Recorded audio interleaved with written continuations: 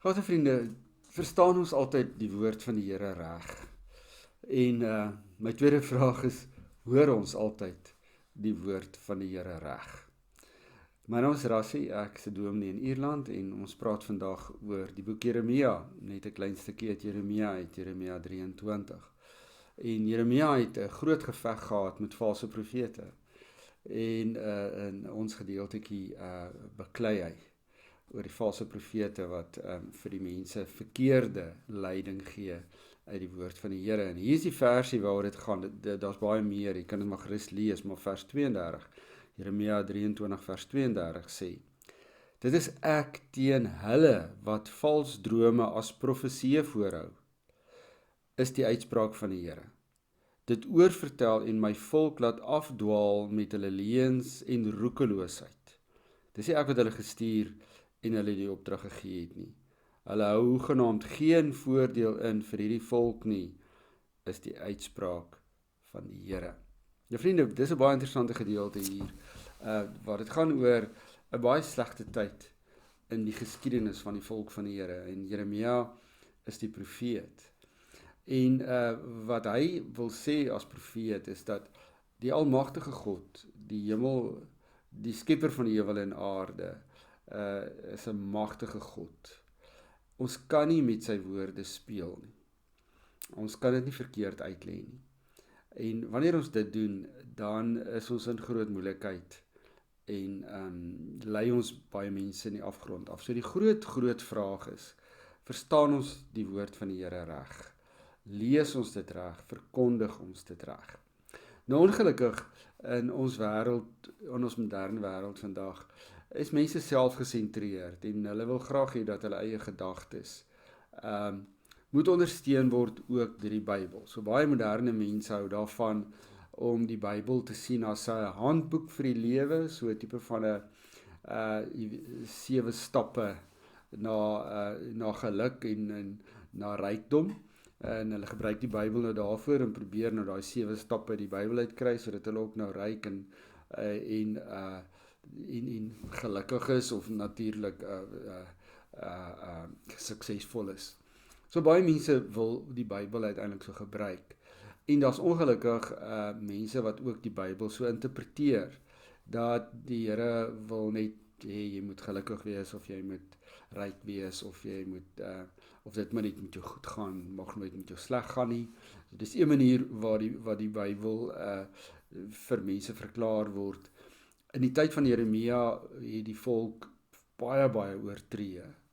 En God het hulle geoordeel daarvoor, en deel van die oordeel was dat hulle weggevoer sal word na Babel toe. Met ander woorde, hulle sou ingeneem word deur eers die Assiriërs, maar later toe nou die Mede en die Perse. En hulle het net hulle self hard gehou, en daar's 'n klomp profete wat gesê dit sal nooit gebeur nie. Julle sal nooit val teen hierdie mense nie. Die Here sal uit julle beskerm. Julle het die tempel, julle het die besnydenis, julle vader is Abraham. Julle moet glad nie bekommerd wees daaroor nie. En Jeremia duidelik vir hulle gesê, luister, dinge loop verkeerd. Julle doen 'n klomp goed in hierdie land wat nie reg is nie. Julle is oneerlik. Julle pleeg ongeregtigheid, julle verniel en vernietig mekaar, julle het nie respek vir die Here nie, en dit gaan vir julle moeilikheid op die hals haal. En mense wou dit nie hoor nie. Mense wou nie hoor dat hulle verkeerd is en dat hulle eintlik opstandig teen God is en dat hulle nie vir God wil hê nie en dat hulle allerhande afgode het nie. En toe Jeremia dit nou vir hulle sê, toe is hulle nou baie kwaad en hulle het vir Jeremia verniel en hom in die tronk gegooi en allerhande goeders gedoen, net omdat hy die woord van die Here eerlik verkondig het. Nou vriende, die woord van die Here vra vir ons 'n totale afhanklikheid van God. En dit beteken dat jy ook jou kruis sal opneem.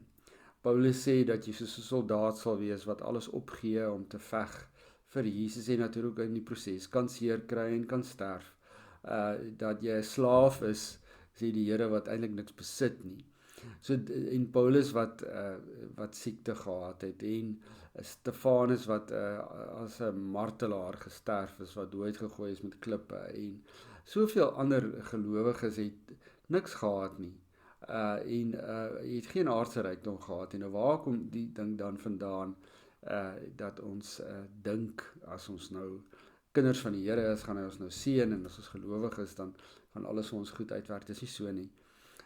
Jy neem jou kruis op, en op daai pad van disippelskap, is nie 'n maklike pad nie. So, dis nie te sê, jy gaan sommer net ryk wees nie. So, dis 'n vals interpretasie van die skrif. Die tweede ding wat ons natuurlik ook in die moderne tyd kry, is ander gode, en die ander gode word nou maar die nuwe idee van gelykheid in die wêreld, en dat die groot sonde was onderdrukking, en dat ons nou, ons noem dit eintlik maar identiteitspolitiek. So mense word in verskillende vakkies gegooi, van jy's 'n onderdrukker en jy's 'n onderdrukte, en die grootste sondaar is eintlik nou maar die onderdrukker. Vriende, ons identiteit lê nie in ons veldleer of in ons agtergrond nie. Ons identiteit lê in Christus, en Christus maak almal gelyk, waarvan af jy ook al kom jy van die oostelike deel van die aardbol af, van die westelike deel van die aardbol af, waar jy ook al vandaan kom in Afrika, maak nie saakie. Ons identiteit is in Christus. En dis wie ons is. Ons is kinders van die Here, en kinders van die Here is almal gelyk voor God. 'n Wêreldse manier om dit te doen sal nie werk nie. Geen wêreldse utopia sal werk nie. Dis vals profesie. Dis mense wat skree vrede, vrede, en daar's geen vrede nie. En daarom sien ons ook maar hoe die identiteit politiek in die wêreld baie probleme veroorsaak. God wil hê dat ons hom moet eer, en dat ons sy wet moet nakom in alle opsigte.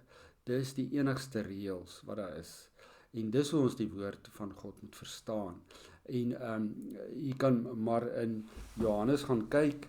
Jesus het gesê dat ons sy woorde moet onthou, en dat ons by sy woorde moet bly. Hy sê daar in Johannes 14 vers 23, Jesus antwoord hom: as iemand my liefhet, sal hy ter harte neem wat ek sê, en my Vader sal hom lief hê, en ons sal in hom na hom toe kom en by hom woon.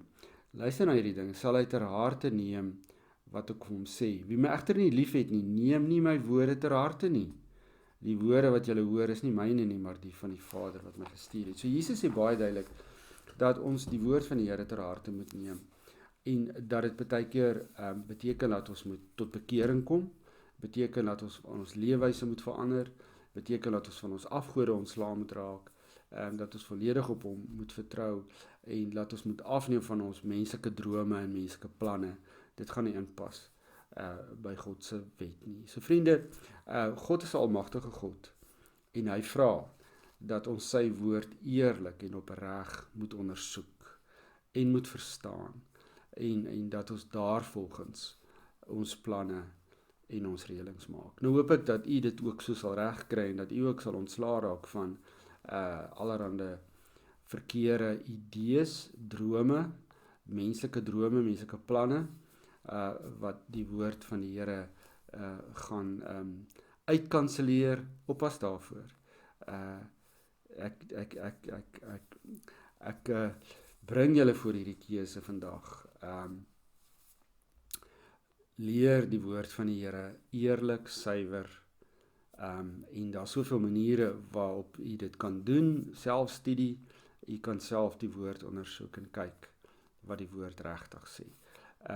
Want Jesus sê baie duidelik, mense wat hom liefhet, sal sy woord ter harte neem. Nou ja, hoop dat u dit sal regkry.